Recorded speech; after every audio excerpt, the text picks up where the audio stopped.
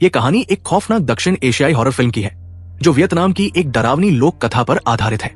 इसे मैनफिश आइलैंड की कहानी कहा जाता है, जिसे वियतनाम का शापित गांव भी कहते हैं। ऐसा कहा जाता है कि ये द्वीप पूरी तरह से डरावने माहौल से घिरा है और यहाँ जो भी जाता है उसकी रहस्यमय तरीके से मौत हो जाती है। स्थानीय लोग इस जगह की कहानी ज्यादा नहीं जानते, लेकिन यहाँ आत्महत्याओं की घटनाएं आम हैं। कहानी में एक महिला दिखाई देती है जो खून से लथपथ, हाथ में अजीब सा गुड़िया लिए एक पुल के किनारे खड़ी होती है। उसकी आंखों से खून के आंसू बह रहे होते हैं और ऐसा लगता है कि उसने किसी बेहद दर्दनाक और निराशाजनक अनुभव का सामना किया है। नदी में कूदने से पहले वो गुस्से में नदी के किनारे एक झोपड़ी की ओर देखती है और फिर पुल से कूद जाती है।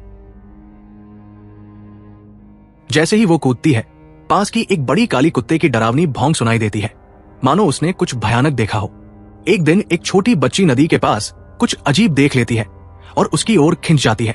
वो नदी के बीच में तैरते हुए गंदे जूतों की एक जोड़ी देखती है और जानने के लिए पास एक नाव पर चढ़ जाती है। जूते उठाने की कोशिश करते ही अचानक वो नदी में गिर जाती है और डर के मारे चिल्लाते हुए अपनी मां को पुकारने लगती है। तभी नदी के अंदर से कोई अजीब चीज उसे खींच लेती है और ऊपर सिर्फ एक जूता तैरता रह जाता है। दूसरी तरफ मंदिर में प्रार्थना कर रही उसकी मां को एहसास होता है कि बच्ची कहीं गायब है। पास से कुत्ते की तेज भौंक सुनकर वो दौड़कर नदी किनारे आती है। वहां उसे अपनी बेटी का जूता तैरता हुआ दिखता है। सब लोग मिलकर बच्ची को खोजने की कोशिश करते हैं, लेकिन लाख कोशिशों के बाद भी वो नहीं मिलती। ये देख उसकी बड़ी बहन बहुत दुखी होती है, क्योंकि वो पास ही थी और उसकी एक गलती से ये सब हो गया। जब लड़की की मौत हो गई, परिवार ने उसे खोने का दर्द कबूल कर लिया और उसका अंतिम संस्कार कर दिया। सभी ने मान लिया था कि अब लड़की का शरीर कभी नहीं मिलेगा, लेकिन तभी लड़की के पिता के दोस्त ने स्थल से भगवान की मूर्ति हटाकर वहां एक केसर का पौधा रख दिया। उसने कहा कि अगर उसके नीचे एक अंडा रखा जाए और लगातार प्रार्थना की जाए तो न सिर्फ लड़की का शरीर मिलेगा, बल्कि और भी इच्छाएं पूरी हो सकती है। पिता को पहले इस पर विश्वास नहीं हुआ, लेकिन बेटी के लिए उन्होंने अंडा रखकर प्रार्थना शुरू कर दी। कुछ समय बाद अंडे पर लड़की की छवि दिखाई देने लगी और अगले दिन गांव वालों ने नदी में लड़की का शव खोज लिया। ये देख पिता हैरान रह गए और उन्हें इस उपाय पर भरोसा हो गया। फिर उन्होंने हर दिन प्रार्थना और अनुष्ठान करना शुरू कर दिया, यहाँ तक कि केसर के पौधे को चिकन का खून चढ़ाने लगे। उनका एक ही मकसद था, अपनी बेटी को जिंदा करना। लगातार प्रार्थना के बीच तस्वीर हिलने लगी और तभी दूर एक शवगृह में लड़की अचानक उठ खड़ी हुई, लेकिन अब वो कांप रही थी और उसका चेहरा बेहद सफेद था। लड़की के वापस आने पर वो जिंदा इंसान से ज्यादा किसी जिंदा लाश जैसी लग रही थी, लेकिन परिवार के लोग जो उसे अपनी बेटी मानते थे, इसे कोई बड़ी बात नहीं समझ पाए। उनके लिए तो बस यही खुशी थी कि लड़की वापस आ गई है। लेकिन असली परेशानी तो अब शुरू हुई। घर लौटने के बाद लड़की का बर्ताव बदल गया। वो किसी से बात नहीं करती और कभी कभी अचानक अजीब हरकतें करने लगती। दिन के उजाले में भी उसके शरीर से सफेद धुआं उठने लगता था।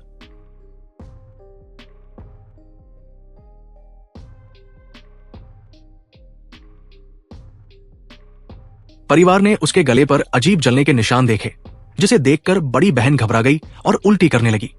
मां ने खुद को संभालते हुए घाव को साफ किया, जिससे लड़की थोड़ी ठीक हुई। सबने सोचा कि अब अजीब घटनाएं खत्म हो जाएंगी, लेकिन उसी रात लड़की अचानक अपने पिता के पीछे खड़ी नजर आई। उसकी डरावनी आंखों ने पिता को सिहरने पर मजबूर कर दिया, लेकिन वो अपनी बेटी थी तो पिता ने इसे नजरअंदाज किया। जैसे ही वो लड़की जाने लगी, पिता ने देखा कि उसके शरीर से खून बह रहा था और यह दृश्य वाकई डरावना था। पिता ने डर के मारे तुरंत अपनी बेटी को उठाया और कमरे में ले गए, लेकिन लड़की फिर से कांपने लगी।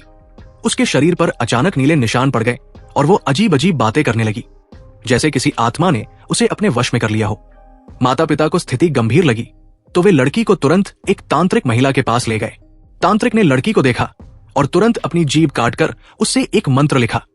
उसने वो मंत्र जला दिया और उसकी राख लड़की को जबरदस्ती खिलाई।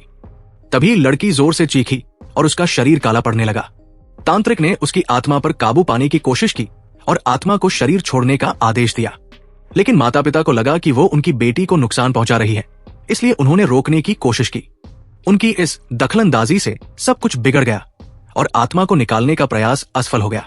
तांत्रिक ने बताया कि लड़की के अंदर कोई शैतान नहीं, बल्कि एक मरे हुए इंसान की आत्मा है। ये सब इसलिए हुआ क्योंकि लड़की के पिता ने केसर का पौधा लगाकर उसकी आत्मा को वापस बुलाने की कोशिश की थी, जो अब इस भयानक हालात का कारण बन गई। अगर लड़की को ठीक करना है तो सबसे पहले ये जानना होगा कि उसके अंदर जिसकी आत्मा है वो कौन है। इस बीच बड़ी बहन सिया को याद आया कि जब उन्होंने छोटी बहन की लाश खोजी थी तब उन्हें 2 औरतों की लाशें भी मिली थी जिन्हें अस्पताल भेजा गया था। सिया ने बिना समय गवाए अस्पताल जाकर फॉरेंसिक डॉक्टर से बात की। डॉक्टर ने बताया कि पहली मृतक लड़की का नाम जेनी था, जो सिर्फ 16 साल की उम्र में बेरमी से मारी गई थी। दूसरी औरत के बारे में डॉक्टर को सिर्फ इतना पता था कि उसने नदी में कूदकर आत्महत्या की थी। लेकिन सिया को एक चौंकाने वाली बात पता चली। दोनों औरतों के गले पर एक जैसा निशान था और वही निशान उसकी बहन के गले पर भी था। यहीं से सिया को समझ आया कि वो दिखने में शांत लगने वाला मछली द्वीप असल में एक डरावने श्राप से जुड़ा हुआ है। जानकारी जुटाते जुटाते सिया आखिरकार जेनी की मां के घर पहुंची, जो वही पुरानी झोपड़ी थी जिसे फिल्म की शुरुआत में दिखाया गया था। पता चला कि दूसरी मृत औरत जिसने नदी में कूदकर जान दी थी का इस झोपड़ी से गहरा रिश्ता था। जब सिया ने मेई आंटी से इस बारे में पूछा तो वो या तो टालने लगी या फिर चुप रही, जैसे कुछ छुपा रही हो। सिया ने वही रुकने का फैसला किया। लेकिन रात को जब सिया सो रही थी, अचानक किसी अजीब आवाज से उसकी नींद खुली। आवाज का पीछा करते हुए वो मेई आंटी के कमरे में पहुंची और देखा कि वो बिस्तर पर पड़ी हुई है, जैसे कुछ भयानक देख लिया हो। सिया ने उन्हें होश में लाने के लिए थप्पड़ मारा, तब जाकर वो थोड़ा संभली। लेकिन तभी खिड़की के बाहर ठंडी नदी के पास एक सफेद चेहरे वाली डरावनी महिला दिखाई दी।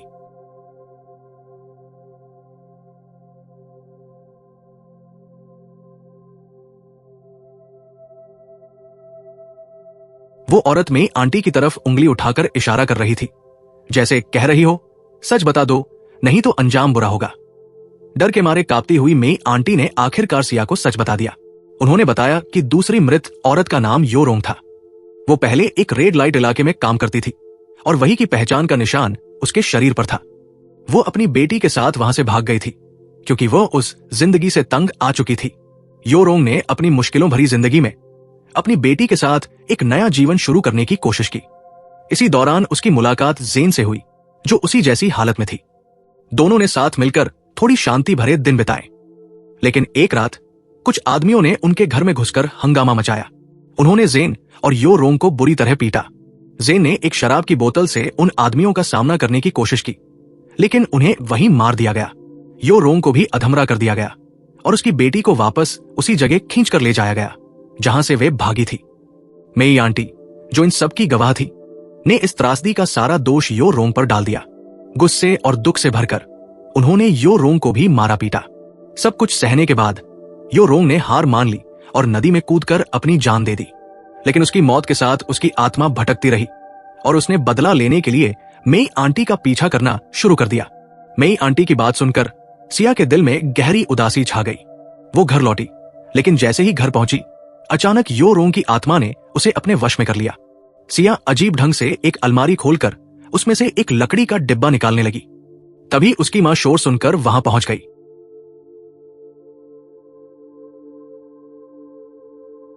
नीचे से आती अजीब आवाजों के बीच सिया के पिता ने उसे धक्का देकर दूर किया और तुरंत अपनी पत्नी और बेटी की हालत देखने गए।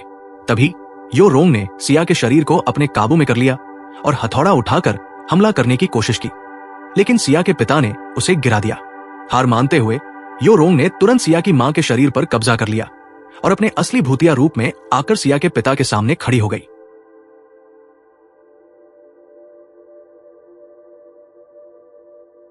इतने में सिया की मां अचानक बुरी तरह कांपने लगी और उसके मुंह से गंदा पानी फव्वारे की तरह निकलने लगा।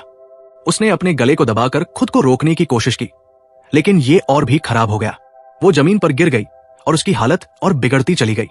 पास खड़ी ओझा महिला भी बेबस नजर आई। आखिरकार सिया की मां वही दम तोड़ देती है, लेकिन ये तो सिर्फ शुरुआत थी। यो रोंग का इरादा पूरे परिवार से बदला लेने का था। मां की मौत के गम में डूबे परिवार के बीच अचानक छोटी बेटी की आंखें सफेद हो जाती है और वो अजीब बर्ताव करने लगती है, जैसे कि वो अब सामान्य नहीं रही। ये देखकर लाओ वांग को समझ आ गया कि महिला भूत ने फिर से उसकी बेटी को अपना शिकार बना लिया है। लेकिन इसके बावजूद उसने अपनी बेटी को गोद में उठाया और ओझा को लेकर अपने दोस्त के पुराने अवैध अड्डे पर पहुंच गया। अब ओझा को समझ में आया कि ये दिखने में सभ्य आदमी असल में कितना घिनौना था। कमरे में लेटी हुई लड़की यो रोंग की बेटी चुई हुआ थी।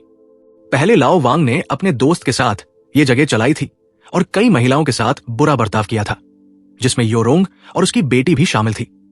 अब लाओ वांग जान चुका था कि यो रोंग ने अपनी जान गंवाने के बाद एक खौफनाक भूतनी का रूप लिया और उसकी बेटी को निशाना बनाया। इसलिए उसने ओझा से अपनी बेटी के अंदर के बुरे असर को खत्म करने के लिए कह दिया। फिर उसने चुई हुआ को अपनी योजना का हिस्सा बनाया, क्योंकि वो जानता था कि अब यो रोंग कुछ नहीं कर पाएगी।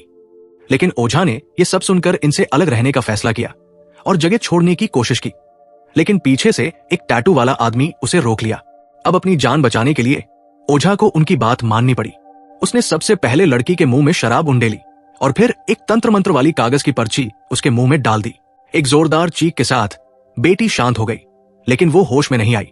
लाओ वांग जितना भी उसे पुकारता, कुछ भी असर नहीं हुआ।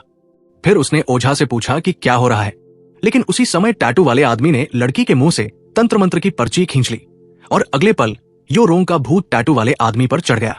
लाओ वांग की बेटी अब पूरी तरह से खत्म हो चुकी थी और उसे घर वापस ले जाना पड़ा। ये सब कुछ छोटे ने देखा, लेकिन इस बार उसकी आंखों में सिर्फ बदला लेने का इरादा था। दरअसल जब वो होश में आई तो उसने वही खोला हुआ बॉक्स देखा जिसमें एक पुरानी वीडियो टेप थी। उस टेप में उसने अपने पिता के असली चेहरे को देखा। उन सारी भद्दी हरकतों और यो रोंग के साथ किए गए बर्ताव को देखकर उसे गहरी नफरत हो गई। वो तुरंत अपने पिता से कहने लगी, लाओ वांग, तुम जानते हो तुम्हारी बेटी तो शुरू से ही मर चुकी थी, वो कभी वापस नहीं आएगी। पहले जो उसने जिंदा होने का दिखावा किया वो सिर्फ यो रोंग के भूत के कारण था। यह सुनकर लाओ वांग को बहुत दुख हुआ, लेकिन फिर उसने चुई हुआ को घुटने से मारकर उसकी आत्मा को अपनी बेटी के शरीर में डालने की कोशिश की ताकि उसकी बेटी फिर से जिंदा हो जाए। छोटे ने देखा कि वो पूरी तरह से पागल हो चुका था और जब वो ध्यान नहीं दे रहा था तो उसने पास रखे लोहे के सामान से उसकी पीठ पर जोरदार वार किया। हालांकि ये वार लाओ वांग को मार नहीं सका, बल्कि इसने उसे और भी गुस्से में ला दिया। उसने छोटे का गला पकड़ लिया और उसे मारने का इरादा किया, लेकिन मुश्किल घड़ी में छोटे ने पास में पड़ा चाकू उठाया और बिना देर किए उसे अपने पिता के गले में घूम दिया और इस तरह उस निर्दयी आदमी को मार डाला। अब आज की कहानी यही खत्म होती है। मैं हूं शियांगजू। हम अगले एपिसोड में मिलेंगे।